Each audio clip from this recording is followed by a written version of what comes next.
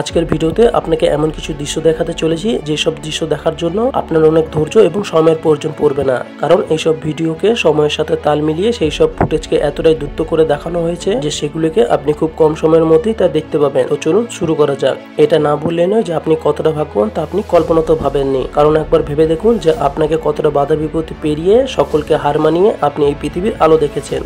দাঁড়ান, এই বিষয়টি আপনাকে কিছুটা সহজ করে বোঝানো যাক। একটি স্পার্ম থেকে একটি সম্পূর্ণ বাচ্চা হতে প্রায় 9 থেকে 10 মাস সময় লাগে। তবে সেই 9 থেকে 10 মাসের মধ্যে সেই মাতৃগর্ভে সেই মানব জীবনের মধ্যে সম্পূর্ণ পরিবর্তন আসতে ঠিক কি পরিবর্তন হয় তা কি আপনি দেখেছেন? এই দেখুন, একবার নারী এবং পুরুষের মিলনের ফলে সেই নারীর শরীরে প্রায় 300 কোটি শুক্রাণু প্রবেশ করে থাকে। আর সেই পথযাত্রায় 300 কোটি শুক্রাণুর মধ্যে মাত্র একটি শুক্রাণু বিজয়ী হয়ে আমি বা আপনি এই পৃথিবীতে এসেছি। আর বাকি কত শত শুক্রাণু তারা তাদের সেই পথযাত্রায় পথ হারিয়েছে এবং কিছু শুক্রাণু তারা সেই পথযাত্রায় মারা গেছে।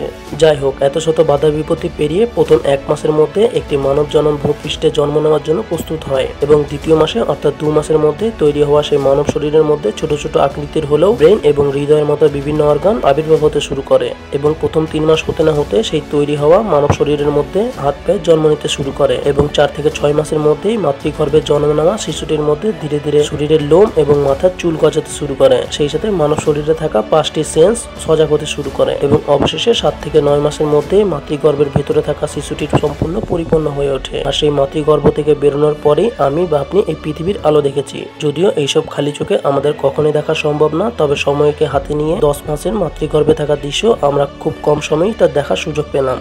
চলুন আরো কিছু দৃশ্য দেখা যাক যেগুলিকে দেখলে আপনার মস্তিষ্ক অনেক রিল্যাক্স ফিল করবে।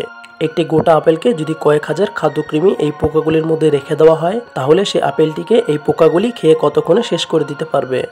30 ঘন্টার মধ্যে সেই পোকাগুলি আপেলটির অর্ধেক অংশ প্রায় খেয়ে শেষ করে ফেলেছে। তো এখন সম্পূর্ণ আপেলটি খেতে কতক্ষণ সময় লাগবে সেটি দেখা যাক। এই দেখুন, আপেলটির আর কোনো অস্তিত্বই খুঁজে পাওয়া গেল না। এবার দেখা যাক একটি সম্পূর্ণ বার্গারকে সেই পোকাগুলি কতক্ষণে খেয়ে শেষ করে দিতে পারবে। পুরোপুরি 46 ঘন্টার মধ্যে সেই বার্গারটি পোকাগুলি খেয়ে উধাও করে দিল। পৃথিবীর সবচেয়ে ঝাল লঙ্কাটিকে এই পোকাগুলি কি খেতে পারবে? পোকাগুলি হয়তো বুঝে গেছে যে লঙ্কাটি হচ্ছে পৃথিবীর সবচেয়ে ঝাল লঙ্কা। তো চলুন পোকাগুলির সামনে বেশ কিছু কেটে রাখা লঙ্কা রেখে দেওয়া যাক। অবাক করা বিষয় হচ্ছে এখন কিন্তু পোকাগুলি পৃথিবীর সবচেয়ে ঝাল লঙ্কাগুলি খেয়ে ফেলেছে।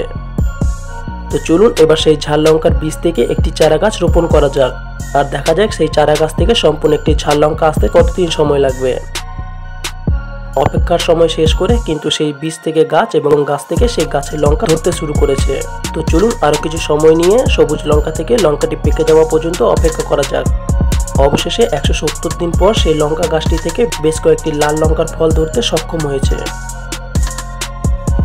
একটি মানুষ সামান্য একটি কাঁটা চামচ দিয়ে 12 লিটারের জলের বোতল সম্পূর্ণ জল খেয়ে শেষ করতে তার কত সময় লাগবে।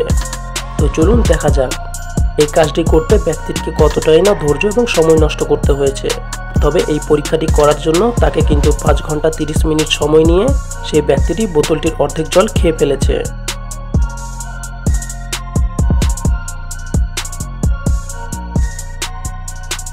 আর 13 ঘন্টা 31 মিনিট সময় নিয়ে ব্যক্তিটি কিন্তু সেই কাঁটা চামচ দিয়েই সম্পূর্ণ বোতলটির জল শেষ করে ফেলেছে।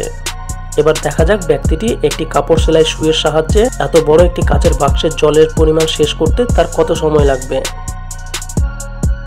আপনি লক্ষ্য করলে দেখতে পাবেন জলের কালার কিন্তু ধীরে ধীরে লাল হতে শুরু করেছে, কারণ সুই দিয়ে এতক্ষণ ধরে এত পরিমাণ জল খাওয়ার সময় তার ঠোঁট কিন্তু কিছুটা হলেও ক্ষত হয়েছে আর সেই রক্তই জলের সাথে মিশে সেই জলের রং লাল হতে শুরু করেছে।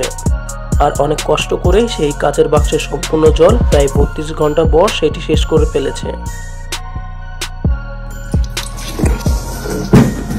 তো চলুন এবার একটি কুমড়ো গাছের চারা থেকে সেই কুমড়ো গাছে 600 কিলোর একটি কুমড়ো হওয়ার দৃশ্য দেখে নেওয়া যাক।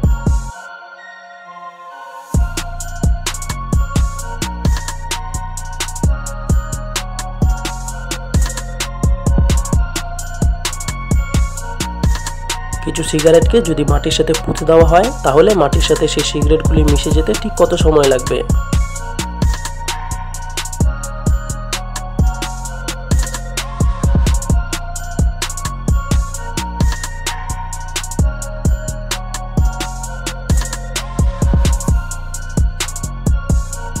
প্রায় 1 বছর পেরিয়ে যাওয়ার পর অবশেষে দেখা যায় মাটির সাথে মিশে যাওয়া সিগারেটগুলি থেকে তুলোর অংশ ছাড়া সেখানে আর কিছুই দেখা যায়নি।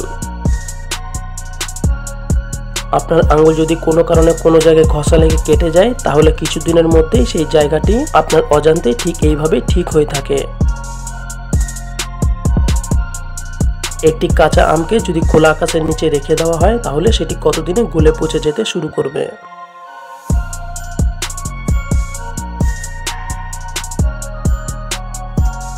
দেখা যায় প্রায় 140 দিন পর সেই আমটি সম্পূর্ণ গলে পচে শেষ হয়ে গেছে।